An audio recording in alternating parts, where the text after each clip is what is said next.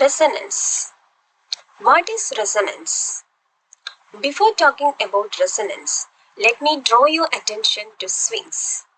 We all are familiar with the experience of sitting on a swing and it swings naturally at a particular frequency and someone pushing with very minimal effort and allows you to swing at a greater amplitude.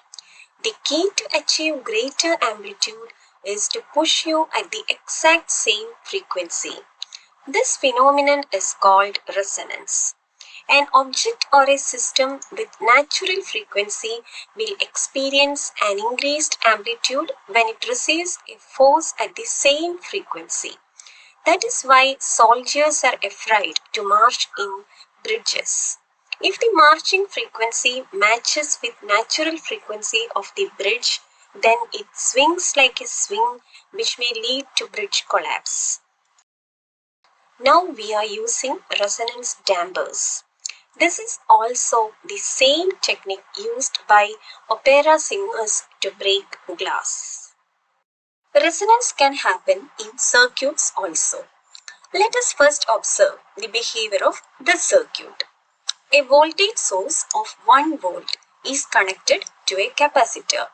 A capacitor acts as a reservoir of charge which is capable of holding charge for a very long time.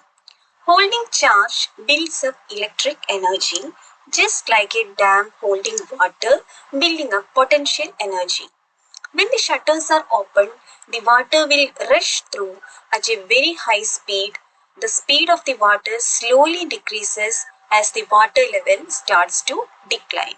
Similarly, when we connect a resistor to the charged capacitor, the current shoots up to maximum and discharges through the resistor until the capacitor is fully discharged.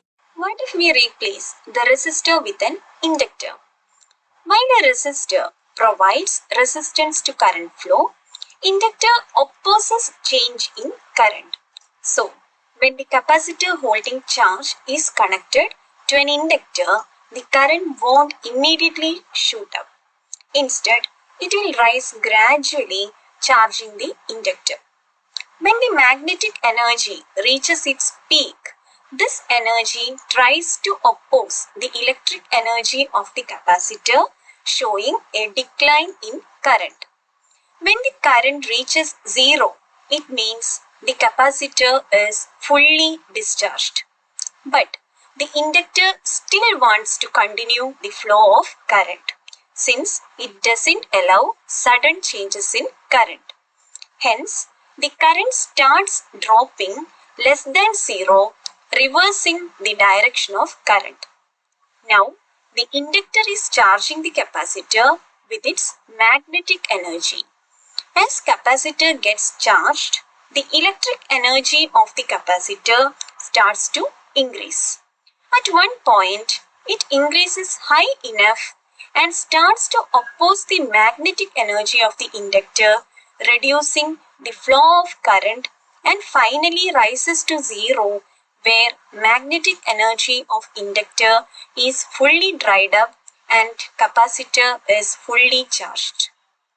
The cycle repeats with a frequency called as natural frequency. We can see the law of conservation of energy here. Magnetic energy is converted to electric energy and vice versa, sustaining the oscillations. Commercially available inductors will have an internal resistance which converts a small portion of received energy as heat. Hence, during each cycle, some of the energy is lost as heat, which damps the oscillations. After several cycles, total energy will get converted as heat and no energy will be left in the system. That is why this type of oscillations are called damped oscillations.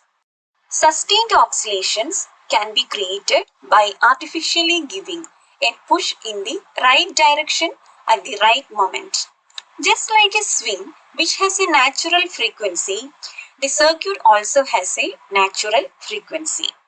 Natural frequency of the swing depends on length of the swing,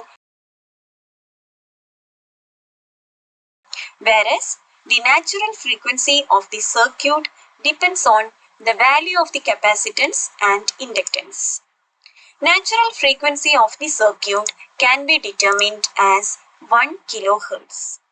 Let us take two examples. If the first frequency is less than natural frequency, then the output current oscillates in a low amplitude.